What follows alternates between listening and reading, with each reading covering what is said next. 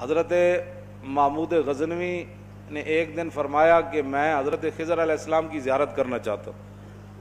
ایک غریب آدمی کھڑا ہوا, وہ کہنے لگا میں آپ کو زیارت کرا دیتا ہوں, لیکن ایک شرط ہے, میں غریب ہوں, 6 مہینے کا خرچہ میں آپ کو دینا ہوگا میرے بچوں کا. اس نے کہا ٹھیک ہے. 6 مہینے کے بعد محمود غزنوی نے اس کو بلایا. ہاں جی, خضر علیہ السلام کی ملاقات کا کوئی وظیفہ مکمل ہوا؟ اس نے کہا جی کچھ وظیفے الٹ ہو گئے, 6 مہینے اور چاہیے. اس نے کہا ٹھیک ہے. سال کے بعد اس کو پھر حضرت محمود غزنوی بلایا.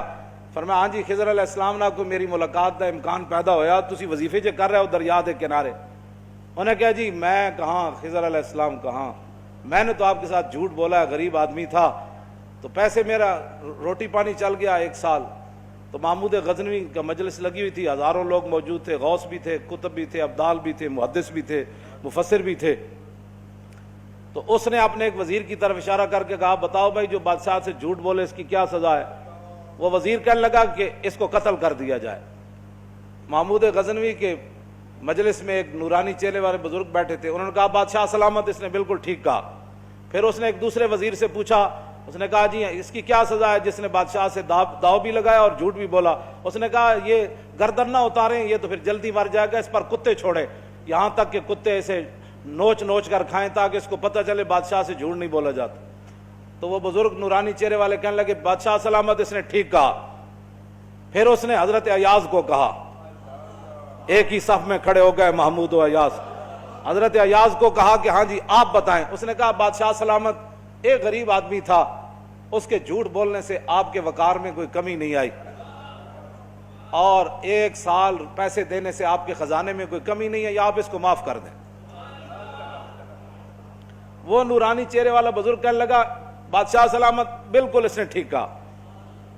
محمود غزنوی نے ان بزرگوں کو قریب بلایا, انہوں نے کہا یہ کیا بات ہے, جو گردن اتارنے کا کہتا ہے وہ بھی ٹھیک ہے, جو یہ کہتا ہے کہ کتے چھوڑ دیا جائے وہ بھی ٹھیک ہے, جو معافی کرتا ہے. اس نے کہا کہ جس نے کہا نا گردن اتار دو, یہ اس کا خاندان تھا کسائی, تو اس نے اپنے خاندان کا اظہار کیا ہے, گردنیں اتارنے کے عادی ہیں, اور کہا کہ غلطی تو تیری ہے جیسے تو نے ایسے لوگوں کو وزیر بنایا.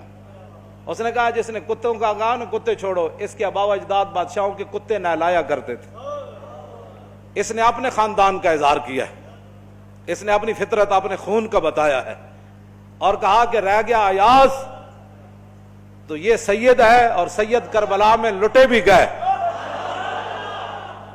تو اف نہیں کی, اپنا سودا بیچ کر بازار سونا کر گئے, کون سی بستی بسائی تاجران آل بیت.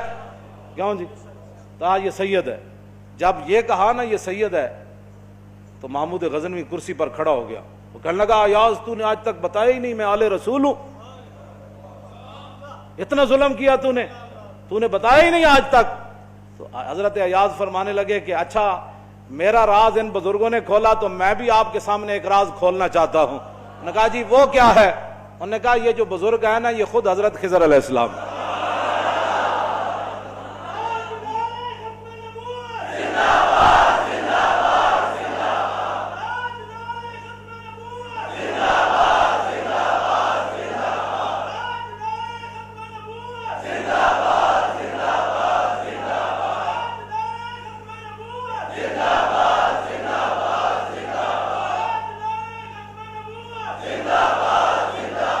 توجہ بھائی توجہ, آپ اور ہم خوش نصیب ہیں کہ ہم اپنے خون کا اظہار کر رہے ہیں. ہمارے آباء و اجداد نے صدقے یا رسول اللہ کے نعرے لگائے, ہمارے بڑوں نے حضور سے محبت کی, حضور کی ختم نبوت پر پہرے دیے, تو ہم اپنے خاندان کا اظہار کر رہے ہیں.